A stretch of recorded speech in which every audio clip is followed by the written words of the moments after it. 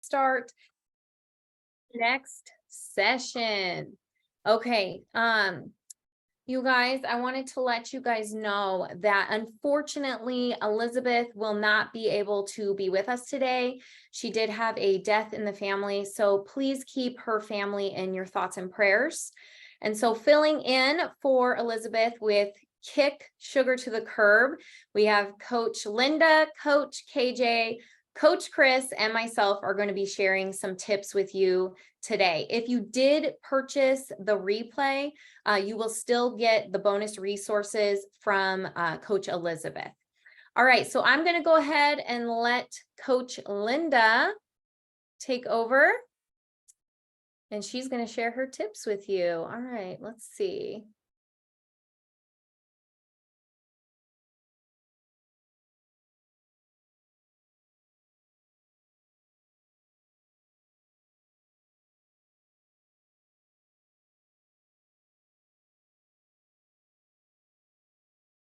Can you hear us, Linda? Yeah, I'm ready to go. Okay. All right.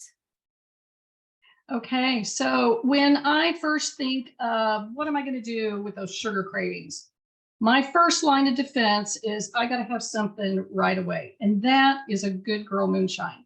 Now, the nice thing about that is it not only curbs your appetite, but it really does help with sugar cravings. And you can make that really fast. A quart-sized jar of water. You can add 1 or 2 tablespoons of apple cider vinegar. And then if you want to give it some flavor, put a little flavor packet in it. I like these. They're true lime and true lemon. It's a really quick way to flavor it. You can use the powdered ginger or not. Either way, you want to get that apple cider vinegar in there because that's going to help you knock out that sugar craving. Now, that is one thing you can do, but another thing that's very important is being able to have a treat that you can have with on-plan sweetener. That is the best way to combat sugar is with on-plan sweetener. So a couple things that I like to keep in mind that really help me, and that is the 2-minute truffle. Now that is a recipe in the Trim Healthy Table Cookbook on page 422. It just has 4 dry ingredients: cocoa powder, peanut flour, gentle sweet, and a little shake of salt. You can mix that up, add coconut oil and water, and you're good to go. You don't have to roll it into little truffles. You can just eat it with a spoon. So that's real quick and easy. And that really helps if you know what you're going to do when you need to do something. Other good things are those cake in a mug recipes. There's a whole bunch of them out there. And those go together really quick, and you can bake them in your microwave, and in just a minute, you got a cake.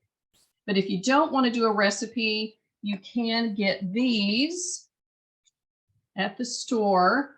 And this is a real easy cake that you can make in the microwave in a minute. And this is totally on plan. And all it needs is water and coconut oil or butter.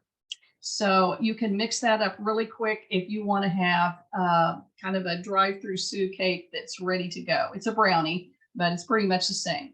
And then another good thing to keep in mind is there are some store-bought treats that you can have also if you really need a quick fix. And here's my favorite. It's JoJo's raspberry. There's another one called Go's Hawaiian, and those two are both on plan. They work really well to satisfy that sweet tooth and keep you from spiking your blood sugar. So those are my top tips.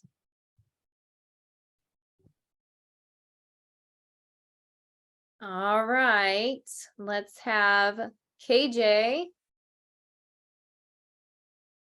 Hey, good morning. Heard in my deep, sultry voice this morning, I'm a little under the weather. So one of the things that I have used quite frequently to keep me away from off-plan choices is I never leave home without my emergency purse tortilla. Even my family knows that I have an emergency purse tortilla at all times. Sometimes I keep it in the dash of my car. I keep it in either a backpack or a to-go bag, which I know Linda's going to talk more about later today. But in the bottom of my purse right now in a Ziploc bag, I have a rolled up Mission low carb tortilla. I try not to rely on those as a main source of nutrition for me at all times, but I don't like to be out and about and find myself in a situation where, okay, let's face it, my family likes to go to McDonald's, and a bunless burger from McDonald's on its own, it'll get you by, but it's a little puny. This little tiny burger with a little splash of lettuce and a little sauce. I want something a little more substantial. So I will have an emergency purse tortilla in the bottom of my purse. I pull that out and I slap whatever I'm getting in it. Often I do a grilled chicken from Chick-fil-A, the grilled club burger. It has a grilled chicken fillet, some bacon, some cheese, tomatoes, lettuce, mayonnaise. I slap that in a purse tortilla and it is delicious. It takes that bunless burger to a whole new level.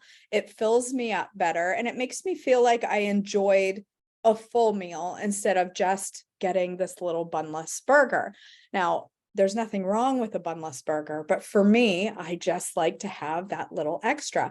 Now, if there was a time in my life where I was 100% gluten-free, and during that time, I liked to take no carb easy bread and I would mix up a batch and spread it real thin on a 9x13 pan. And I'd bake it probably 12 to 13 minutes. And I would slice it into sandwich size slices. And I would put it in Ziploc bags in two slices each. And I would put that in my freezer. And anytime I left the house, I would grab a pack of those, stick them in my purse, because often I would find myself out and about not knowing, am I going to make it home in time for my next meal? Are we going to get stuck at a restaurant and I don't want to go in unprepared? So I'd always have a bread option to just up the level of my bunless burger, my bunless hot dog, my bunless grilled chicken, whatever it was. I'd have it there to really ramp up my meal a little bit. So that is my main tip. I use it all the time. And a lot of my clients as well they're always pulling out a purse tortilla and saying, I have my emergency purse tortilla. It's a real win.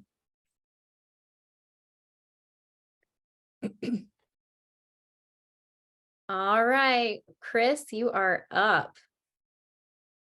Howdy, howdy, everybody. I love those ideas, especially the purse tortilla. That is awesome. One of the things that I want to talk about is how to prevent cravings as much as we can. And that we can do that with adequate protein. I know Trim Healthy Mamas always talk about anchoring our meals and snacks with protein, but it's true. And so I want to give you some scientific facts about protein. And so when we eat our protein-rich foods, our body releases a hormone called peptide YY, or you can call it PYY. And that signals the brain that we're full and that we're satisfied, and it helps to reduce cravings and actually helps with our appetite.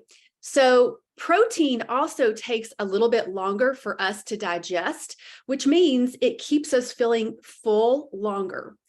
Another thing is that it has a positive effect on neurotransmitters, particularly dopamine. That's what that sugar does. It gives us this huge concentrated dopamine hit. And so instead of like blaming yourself, like, why do I want this cookie? Why do I want this Oreo? It's your brain wanting that super duper dopamine hit. So what you can do is you can have adequate protein throughout the day, protein with every meal and snack, and that's going to help with the dopamine levels. And it also helps reduce the cravings that we have. So that's my preventative tip. And I actually just did a protein challenge with a whole group of people. And that is one of the main things that at the end of the 7-day challenge, we made sure that everybody was getting about 20 to 30 grams of protein at every meal, and snack could be, a little bit less, but adequate.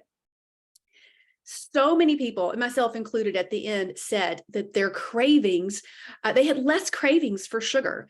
So make sure you get that protein, Trim Healthy Mamas. It will help you reduce those cravings. Thank you, Chris. All right. I'm gonna remove that from you.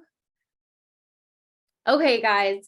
And I am going to share with you guys back to when I first started, because I know it's easy to forget, especially as we've come along our journey. And this will, even if you're a veteran, this is something you can share with the people, because I know you guys are Trim Healthy Sisters. So all of you guys are absolutely rallying and grabbing arms with other people and trying to get them to eat healthy so that they can live longer, stronger, healthier lives for their families. So when I first started, I was known as the Dairy Queen junk food addict. Like, I just couldn't even, I would drive by Dairy Queen and I would have to stop. Like, it was just such a habit built into me. I would see Dairy Queen, and without, when you drive somewhere, you ever take your kids, to their activities and you're just like on autopilot. And then, Sunday morning, you find yourself, you're at ballet when you meant to be at church, and just from autopilot, right? And so autopilot for me was Dairy Queen. And I would just roll into the Dairy Queen and be like, all right, yeah, I'd like to get my double cookie dough fudge, extra pump of fudge. Oh, make that a large. No, you know what? Today I'm feeling extra large. Make that an extra large. I can't even imagine the cost of that today, you guys. And I would get that, and then I'd go. And so when I decided to be serious about Trim Healthy Mama, I also gave myself a deadline. I said, I'm going to take this seriously for 3 months. And if nothing happens, then I haven't lost anything. But what if something does happen? What if something changes?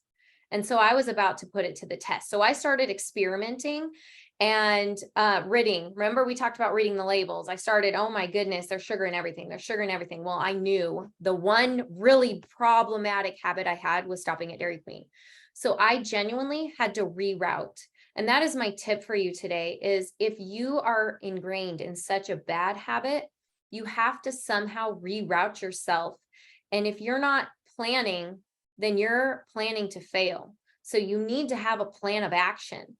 And so what does that look like for you? I'm telling you, I was at my church back and forth. I was in MOPS. I was in all the things, all the activities. I was doing VBS.